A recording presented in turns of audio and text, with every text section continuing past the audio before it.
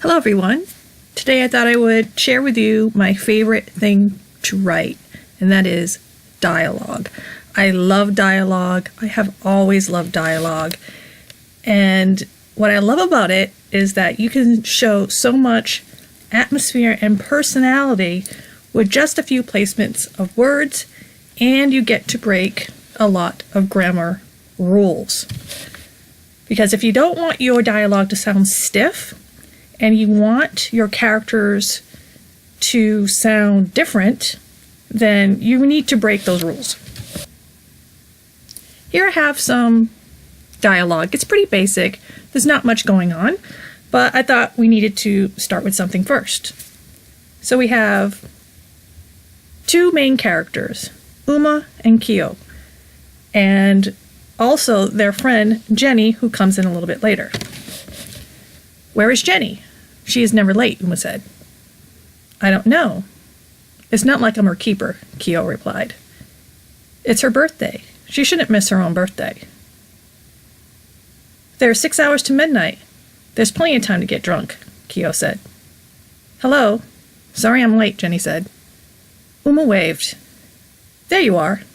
No problem. Kyo grinned. Uma was worried about you.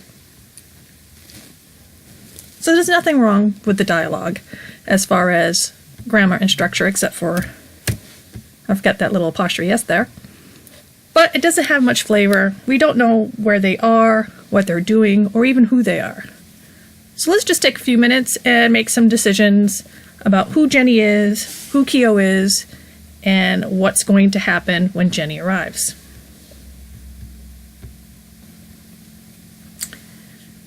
So first, let's look at Uma's dialogue here. It's grammatical. Where is Jenny? She is never late.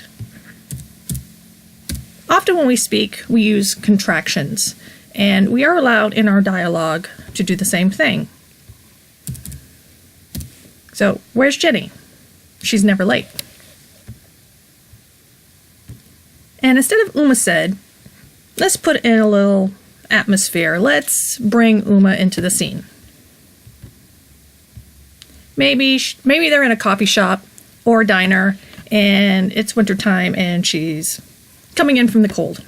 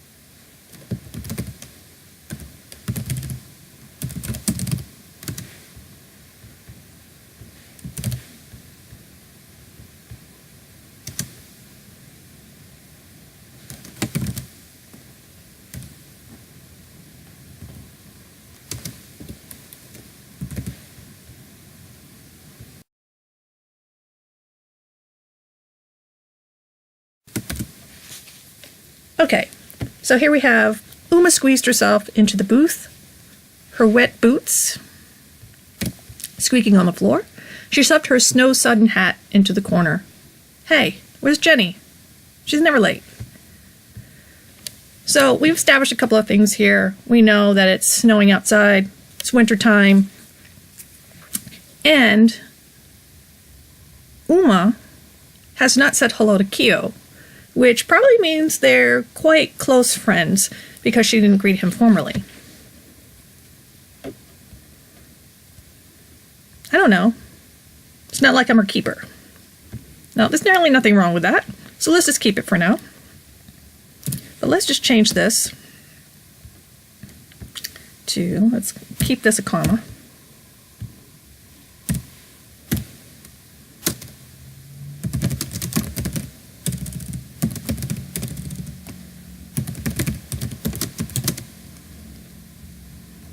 Let's see, maybe he's eating something. Maybe it's a pig pie.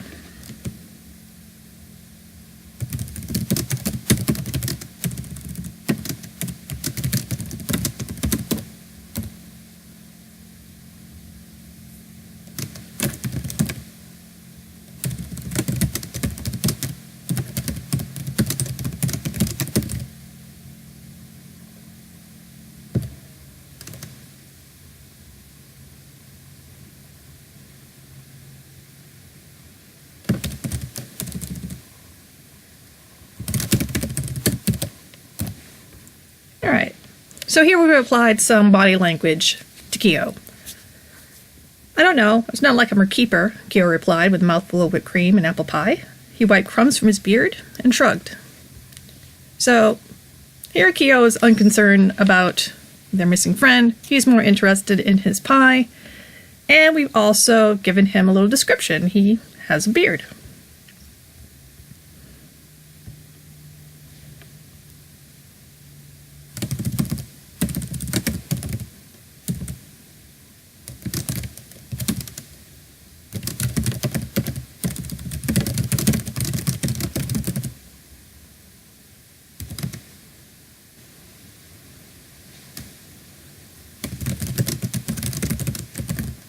So let's break up her dialogue a little bit.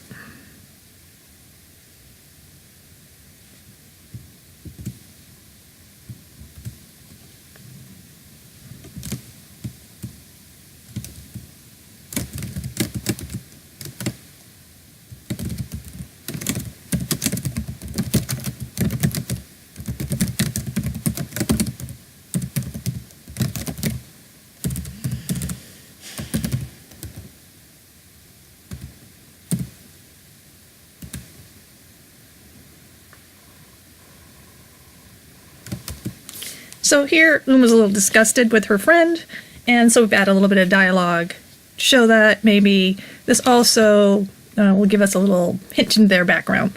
Maybe they've known each other for quite a long time, and this is quite normal behavior for Kyo, and Uma is again really grossed out by the way he's eating his food.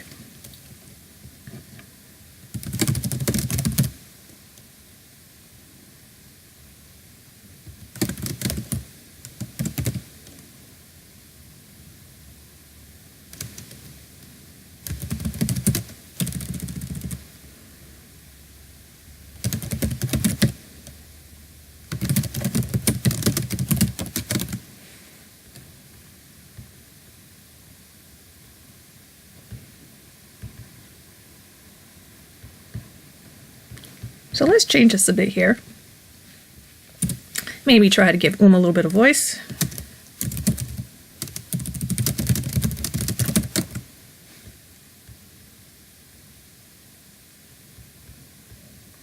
And depending on the time period, there may or may not be a cell phone in someone's pocket. Maybe this was a time before cell phones and she can't just check to see if she's got a message. It really depends on what you want. But we can add that in here.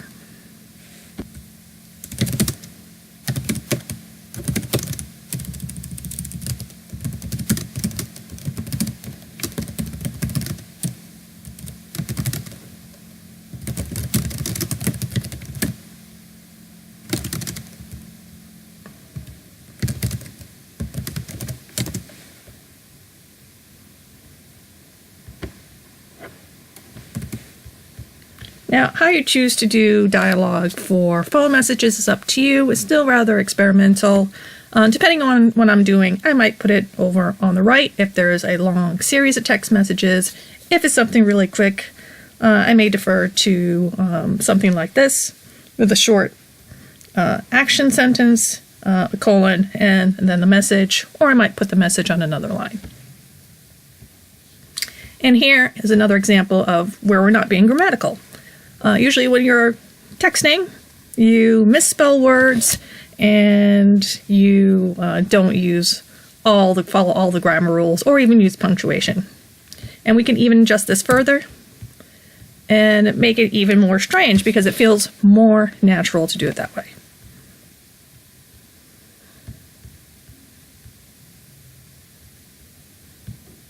So let's break up this dialogue here. There's 6 hours to midnight.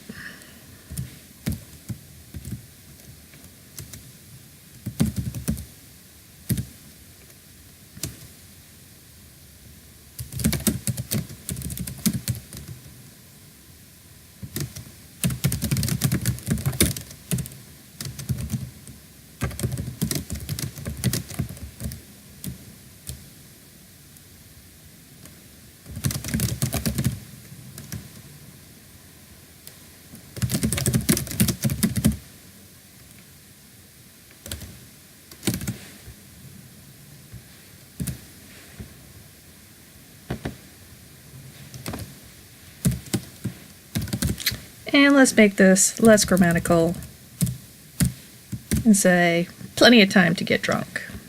Or we can, maybe Kyo doesn't say that. Maybe he says something else. Maybe he'll say, plenty of time to get hammered. Well, the word you use will really change the personality of Kyo, or maybe tell us a little bit about where he's from. Maybe he'll say wasted. Maybe they are college students. Maybe they are in their 30s or their 40s. Depending on who they are, they'll use different words to describe their state of being, or they'll have specific phrases that they use, key phrases.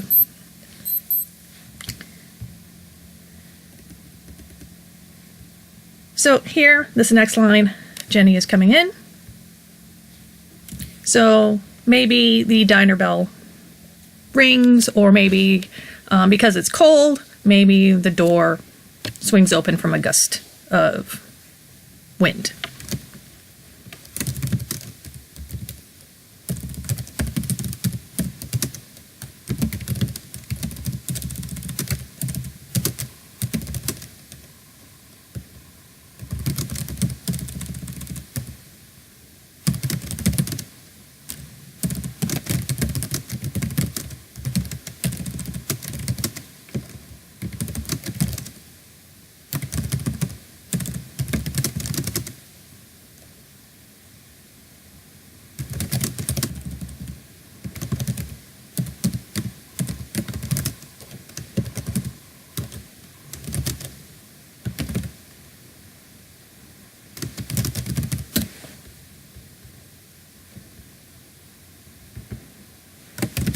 Let's change this to hey.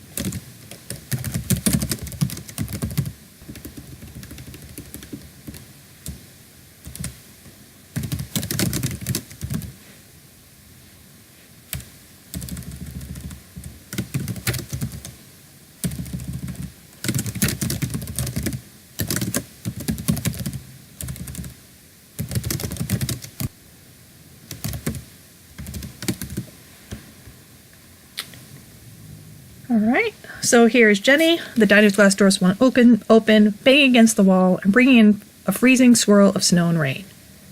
Hey. Jenny pushed herself in beside Kyo, making him shove over.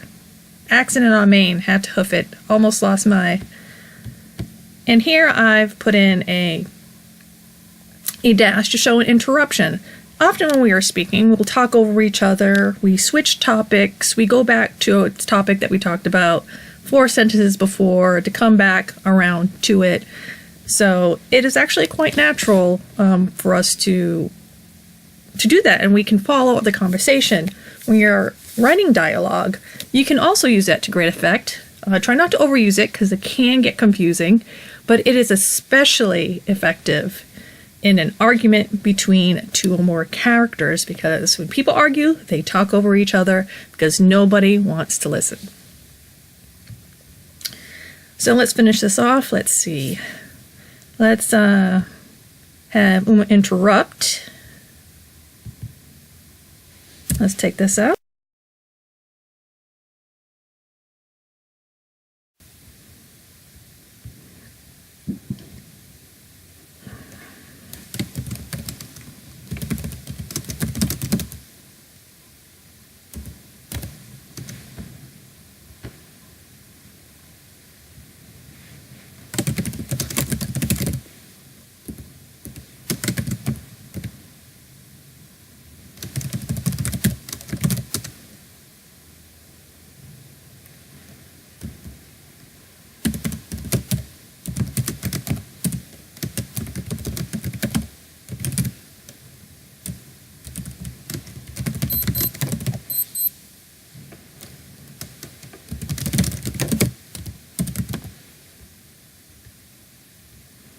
And there we are. Here's the interruption. So Jenny doesn't get a chance to finish whatever she was saying. We may never find out what it was she was going to say because she was interrupted by Uma, who said, "There you are. You look like hell. Happy birthday." And we can put an exclamation point if you want to have a bit more feeling. You don't always have to. Sometimes a period is good enough. And we gave Uma an action. Uma grinned and plopped a small trinket box on the table. And then, let's see. Let's not have Kyo grin again. Let's have him elbow Jenny.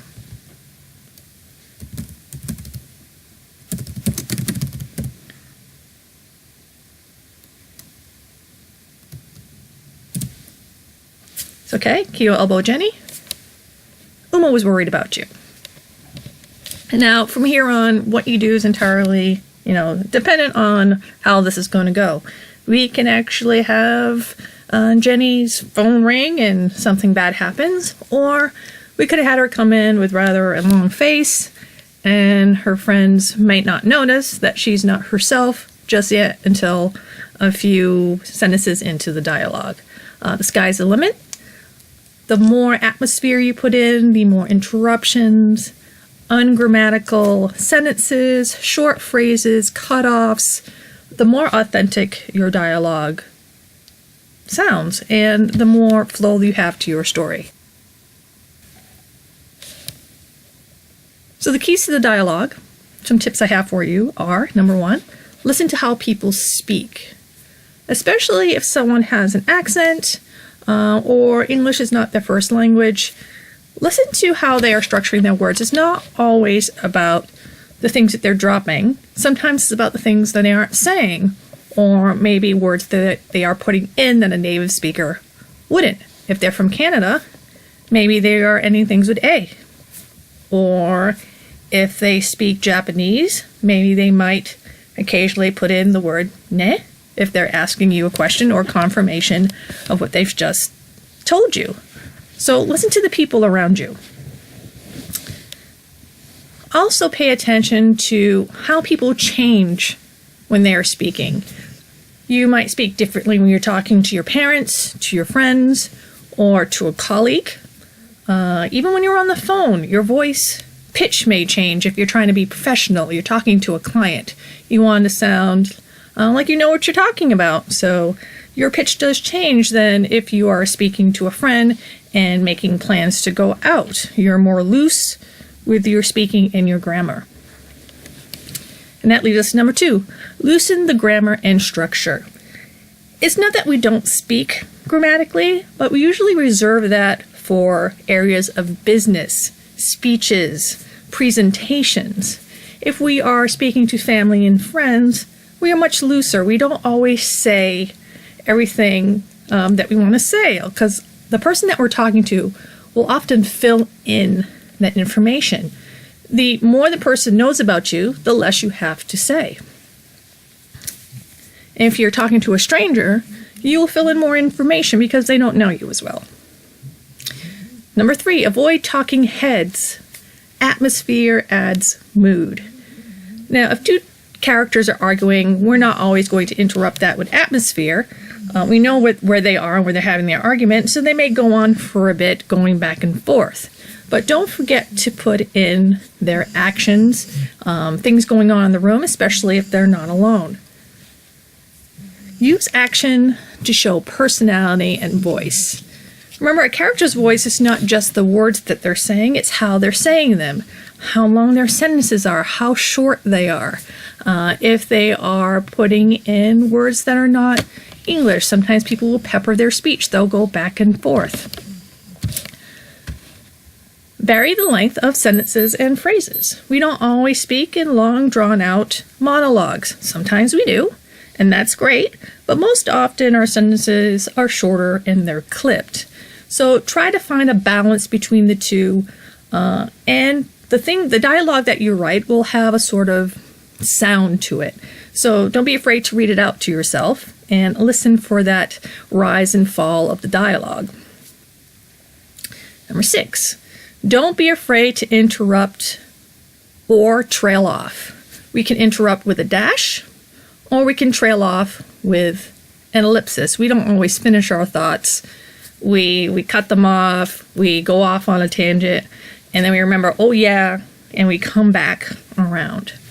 Try to avoid too much and ah. It's not that you can't use them. Do use them. Some characters do use those in their speech, but use them sparingly so that doesn't get overwhelming when we are reading. And number 7, play with words. But don't overdo cliches or swears. Now, in the dialogue that I presented, there was no swearing. However, there are places where we can put in swears. Some people just tend to use a lot of swears in their ordinary, everyday speech. That does change the voice of your character. So don't be afraid to use them. Do be careful about overusing them. It can get a little fatiguing. Okay, I hope you found this little bit on dialing up your dialogue fun and interesting. And get out there and play around your dialogue and break all those rules. I'll see you next time.